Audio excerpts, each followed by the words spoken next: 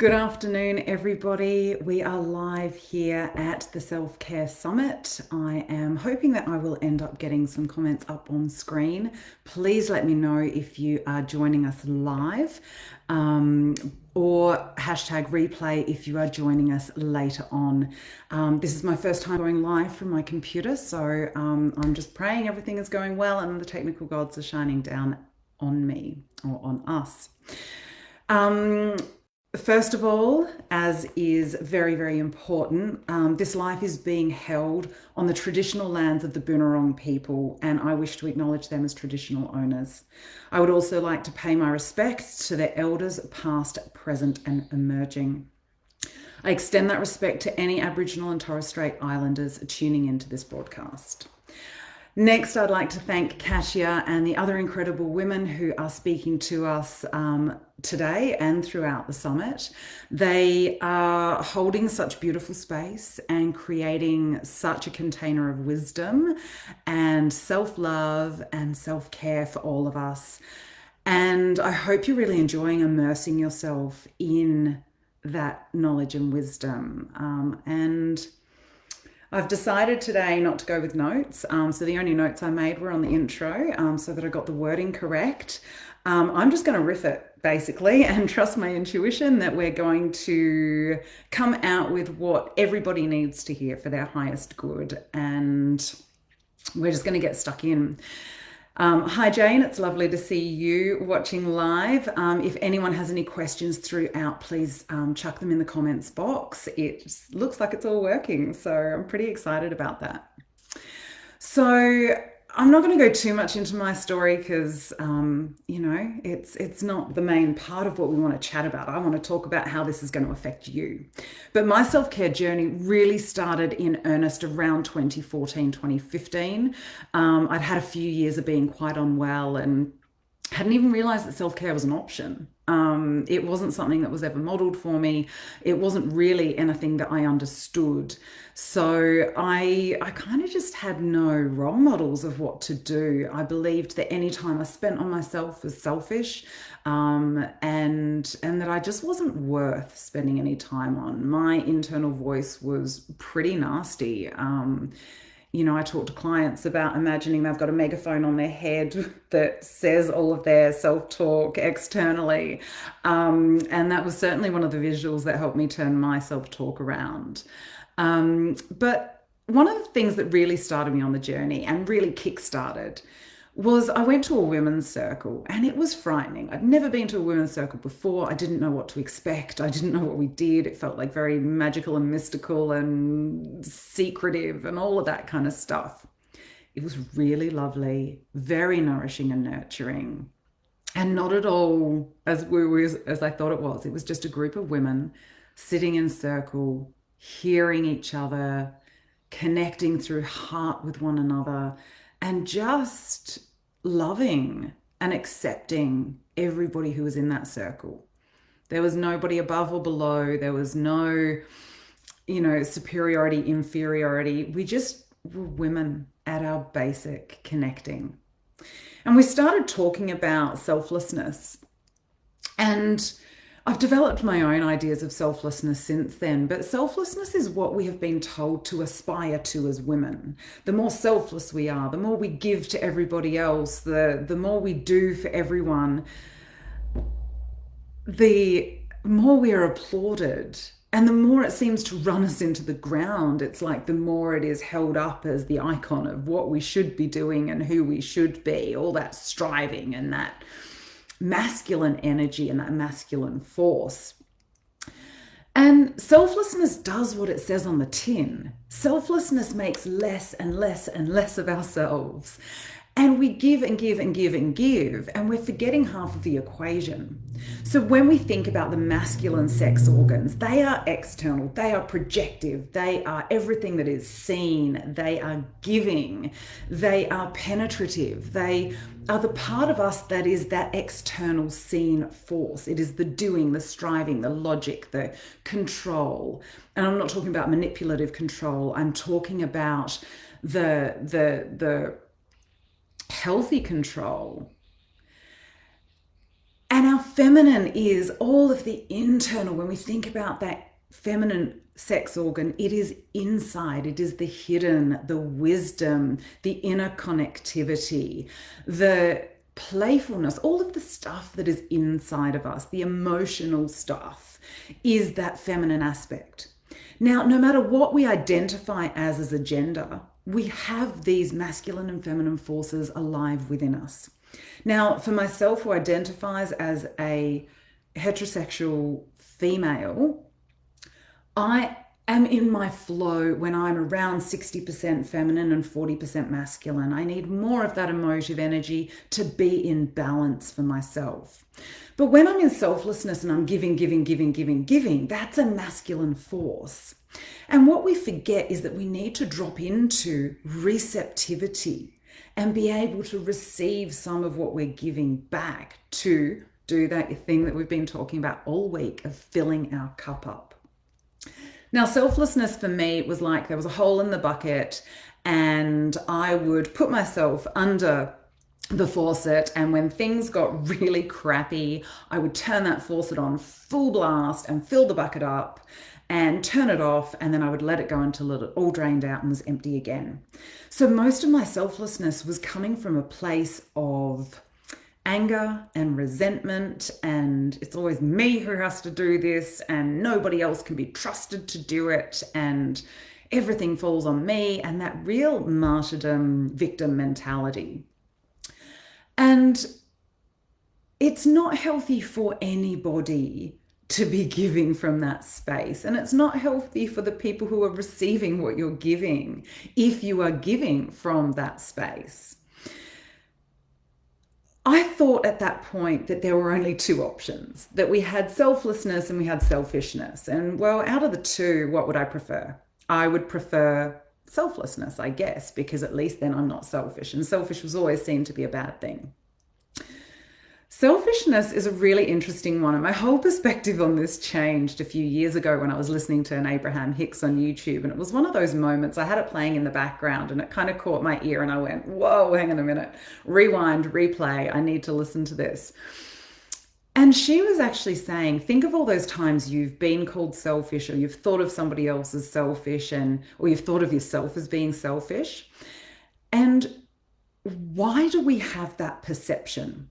The perception of selfishness, the meaning I used to think it was that we would give to ourselves at the expense of other people. So we would be damaging or hurting them by doing for us. Now, Abraham Hicks actually said the selfishness is usually given to us or thrown at us by those people who are wanting something from us. So I know, for example, when I used to tell my ex-husband he was selfish for going out and doing everything he wanted, I was just peeved because he wasn't staying at home and helping me with the kids when I was struggling or something like that. Now, again, no fault in that. That was just the way we were. So I was actually being really selfish then. Rather than asking for what I needed, I would project that feeling of selfishness onto him. What we brought back into the middle that day, and it was a word I had never heard before, was self-fullness. And it's about making ourselves full. It's about keeping that bucket full of water and giving to everybody else from the overflow. That is not selfish. If we only have 60% of our energy for the day, for example, because we're stressed or we've been put into a snap lockdown at 8 p.m. the night before, or whatever it might be, that is phenomenal. Sorry, I lost my train of thought. I just saw Emma's comment about redefining selfish has been amazing in my life. It is a total life changer. And I completely agree with you. Complete and utter life changer. I don't think we understand the fullness of it until it hits us like that. And once we realize that our self-care is not selfish, everything changes, because our giving becomes, it's not selfless, it just is. It's just got this isness about it, this genuine quality, because we're full. And so our giving has a full quality to it. And the more we think of ourselves as being self-full, as the more that we can just add drops to that bucket and give from that overflow and keep that bucket full. Yeah, sometimes it's going to be a hot day, so to speak. We're going to be a bit low on energy. If we've got 60% to give to other people and we actually decide to keep most of that for ourselves, again, that's not being selfish. That's looking after ourselves so that when we lift ourselves up, when we make ourselves full, that can just effortlessly go out, but we're giving ourselves the time and the energy to fill that up. I'm loving that you guys love that term, self-fullness. Like I say, it was a life changer for me. It was showing me the essential nature of self-care. It was so important to me because I'd never done that before. I'd never thought of myself as worthy enough for self-care before. And this kind of brings us into that part on listening to your inner voice, because I'd been ignoring my inner voice the whole time that I wasn't doing self-care. I'd never listened to myself. I shouted myself down. You should be giving to other people. You're being a selfish bitch. You're, that negative self-talk that comes through that was putting me down and making sure that everybody else was elevated and up on their pedestals and that I was busting my ass, people pleasing, which, by the way, I don't know if you actually know this, but they redefined a lot of the vagal nerve responses. So our fight and flight stuff was originally done from a masculine point of view. So they looked at, as a lot of psychological studies did in the 60s, they were looking at how men react to stressful situations. And so their two main responses were fight and flight. Now, in kinesiology, we actually work with a few more, and with polyvagal theory coming in, that also supports what we've learned in kinesiology, that we have fight, flight, freeze, and fragmentation. So fragmentation is where we fall apart, where we may have left pieces of ourselves in certain situations or at certain times. We're kind of going back to try and pick them up and make ourselves more whole again, accepting all of those pieces that we'd cut off or we'd left behind. So looking at those, there's actually a fifth response that's coming out of it, which is about fawning. And fawning is people pleasing. It is putting other people up on pedestals, making them superior and us inferior, and living as though that's true and busting our butt to keep them at that level. And we're playing into that perfectionist mindset there as well, which is about going, if I am perfect, if I do enough perfectness, then they will be happy and they will love me, they will accept me, I will belong with them. And we know from Brené Brown's work that belonging and fitting in are very different. And when we are fawning for other people, we are actually only working. Thank you, Jade. Say it louder for the people in the back. That is brilliant. Absolutely true. We do need to be shouting this from the rooftops, because what, us loving ourselves is bloody radical. It is radical. And we need to take that radical self-love into every cell in our body, and we need to take it out into the world, and we need to demonstrate this stuff for other women, for our daughters, for our sons, for our partners, for everybody, because it is so, so, so important. And the more we stop this bullshit of fitting in and start finding where we belong and how we belong with ourselves as well as with other people, it's a game changer for the world, not just for us. It ripples out, and that ripple effect is phenomenal. I used to shout over that inner voice that told me what I wanted. And when I first started listening to it, when I had that permission of being self-full, that it was a thing, that I was allowed to do it, that I wasn't being a bitch for doing it, that I was okay to do it, and that it was actually the best thing I could do for me and for everybody else around me, that little voice inside of me, I started listening to it, and it was like a little whisper to start with. It barely existed. It was quiet because I'd shouted over it so much that it was scared to speak up. And I kind of get that. When you are shouted over enough times, you start to just repress what you're thinking. And my little voice needed to be pulled out. It needed to be trusted again. And the more and more I've trusted that inner voice, the more beautiful directions it's sent me in, which has been phenomenal. That inner voice does start quietly. And I say to my clients to start with it gently, of course, because we don't want to scare it away again, and we want to become friends with it. We want to create a loving relationship with our inner voice, and not this authoritarian one of shut up, stay in the back blocks, quiet down, you don't know what you're talking about kind of stuff. So as we start to listen to that inner voice, the first really important thing to do is actually get in our bodies. Again, in kinesiology, we have this self point that sits here. It's just around the thymus. And it's in that second dent. So if we go from our clavicle sternal notch here and go down into this next little bump, that's your self point. Now, I will often find that self point out here for clients or up. So they are literally energetically beside themselves. So this self point will move accordingly. Now, when their self point is up here, if you imagine a cardboard cutout, it's like they're trying to live in their head so much, their whole energetic body kind of climbs up into that part. But as such, they can't ground their energy, which means we're not present in our body. And where does that inner voice often live? It lives in our heart, it lives in our gut.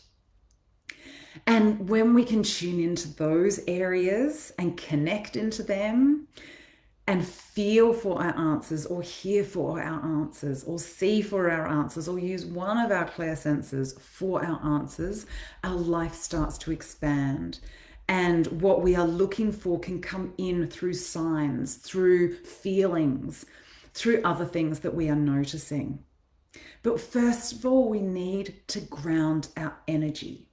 So very, very quickly, I'm going to get you to do it in a few really deep breaths. So what we do is we breathe in through our nose and we fill up our belly first. So we push it right down to the bottom of our lungs, because up the top part of our lungs, where most of us breathe most of the time, we're only getting a little bit of the air actually getting into the alveoli, because most of the alveoli are down in the bottom of your lungs. So we want to push that air right down into the bottom of our lungs and fill it up. So that's why we talk about pushing that air into our bellies, because we want to push it into the bottom of the lungs. So as we breathe in through our nose, the belly moves first, then the chest fills, and then this bit is the last part to move. So we want to be doing that and then letting that breath out slowly. 3 or 4 of those breaths are enough to change our entire body physiology, from being in fight and flight mode to being in our parasympathetic rest, repair, and digest mode, which I think is pretty cool. This is my science geeky part coming out, that we can change our entire body physiology with 3 breaths. I think that's pretty cool.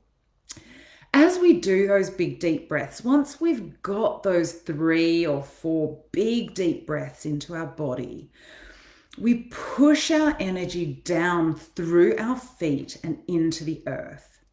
And we can either imagine our tree roots growing down and deep and anchoring us into Mother Earth, or we can push down cords and wrap them around the Mother Earth's magnetic heart. Then what we do is we draw that energy up through our feet, bring it up through our legs. Imagine it igniting all of our chakras up our spine, and then we push it out through our head and into the heavens. So we are connected to heaven and earth. It's like we become a battery that's actually plugged in. You know what it's like if you've got, a remote and the battery's not out. It doesn't work. So we need to plug ourselves in properly. And then what we do is we pull that energy down from the heavens and push that into Mother Earth. So we've got this energy flow going both ways. And I don't know if you guys have been doing it as I've been explaining, but even just explaining that, I can feel myself being even more present in my body. I can feel the tingling in my fingers, the energy flowing through my legs, my torso, bubbling with that vital life energy. That exercise gets us into presence very, very quickly. And then when we ask ourselves a question, we get an answer straight away. And the question I ask most of my clients to start with is, what is in my highest good right now? What is in my highest good right now? Now, that question for me is just, I use it all the time. Because, say, for example, I'm about to pick up a glass of wine, which I just gave up last week because I've realized that it just doesn't work for me at all. So it's gone completely. But I'm going back to when I did pick up a glass of wine. Now, if I asked myself if that was in my highest good, I would get a clear no. Now, sometimes I would still choose to have said glass of wine and I would bloody well enjoy it. And I didn't feel any guilt because it became a choice. However, when we listen to what is in my highest good right now, we get things like, I don't know if you saw my post in the group from the other night. I'd had a bit of a rough day, feeling really emotional.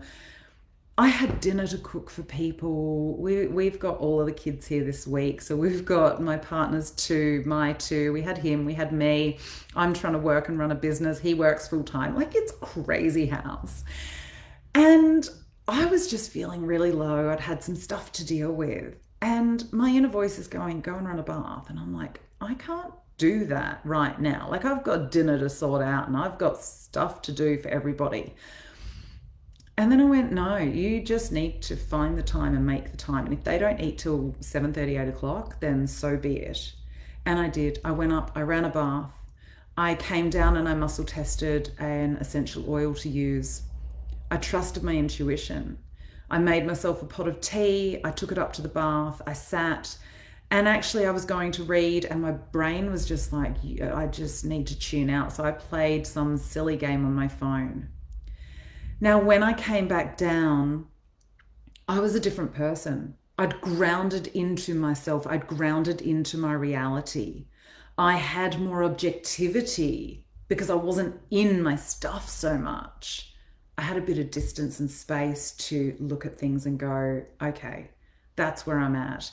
And are things really as bad as I thought they were? Yes, there's still emotions to work through. Yes, there's still grief to work through. There's all of these other things to work through, but they weren't present right in that moment. And so me listening to that voice, despite the list of to-do things that I had sitting there, was vital. And I want you to practice with that inner voice. What does your inner voice say to you? What is in your highest good in this moment right now?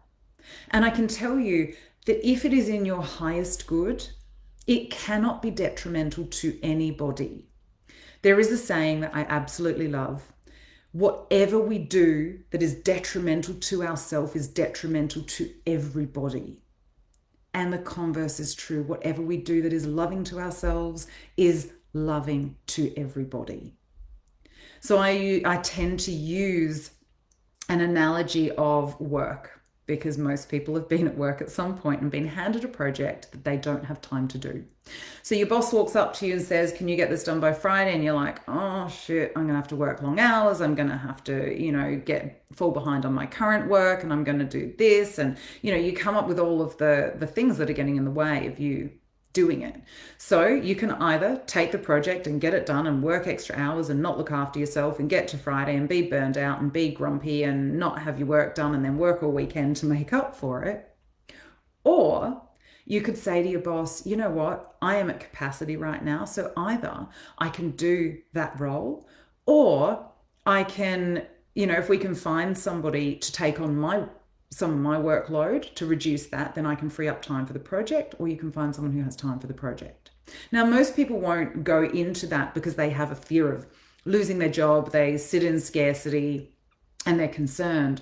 But actually, if you took that approach, the boss would actually get either a better job done because he's found somebody who has time for it, or he's given it to you and helped you sort out your workload so you're not resentful of it. Either way, he's winning with a better job. Now, there's also the thing that he could take it to somebody else who says the resentful yes, but that's not on you. We need to listen to ourselves, because we are giving everybody else often the benefit of the doubt, and we forget about ourselves. Brené Brown's definition of generosity is that generosity is believing that everybody is doing the best they can. Now, I add to that. that people are doing the best they can in any given moment with the tools they have available to them. Because when we are in our back brain fight and flight response, we're not able to access this front brain creative thinking, expansive thinking, new ideas area of our brain. We're back in reactions, which are often formed pre-2 in the amygdala or pre-7 in other areas of that back brain. So we're going into a really old part of the brain, and we're not often accessing those tools. So if we can believe that other people are doing the best they can in any given moment with the tools they have available to them at the time, understanding that when we are in back brain, our tool shed's locked and we can't find that bloody key anywhere, no matter how hard we look. And we often don't even think about looking for it because we're in that survival mode. When we are in that generosity for other people, it does make our life easier. However, my caveat to that is this whole thing that I'm talking about self-care, about selflessness, about self-fullness, about listening to our inner voice, is we need to extend that generosity to ourselves in every moment. We don't wake up and turn around and go, oh, gee, you know what? I think I'm going to have a fight with my daughter today, or I'm going to piss off my husband or partner, or we don't wake up with those thoughts. We are doing the best we can in any given moment. Conflict tends to arise because we're stressed, because we're tired, because we're in fight and flight, because we're giving too much to other people. So the more we can turn that back, give ourselves the generosity that we're doing the best we can in any given moment, again, that helps us to stay in that present moment, which means that we can access our inner voice more, which means we can access our self-fullness more. And that becomes the upward spiral instead of this downward spiral of selflessness, where we are just giving and giving and giving and giving and giving. So I hope this has landed for you today. Send me any messages that you like. I'm happy to answer any of your questions. But for today, I want you to practice that grounding. I want you to practice that grounding exercise where you plug yourself into heaven and earth and act as a conduit of energy rather than giving from your energy source. I want you to think about being that bucket that stays full and has drips going into it constantly and giving to everybody else from the overflow, rather than having us wait until that bucket is empty and dried out and miserable. So how can you fill your bucket up today? How can you fill yourself up today? And can you remember to check in and ask yourself, what is in my highest good right now? So sending you all lots of love. Thank you all for watching, and ask me any questions you want. I'll come back and answer any of them. Thank you, thank you, thank you. Love you. Bye.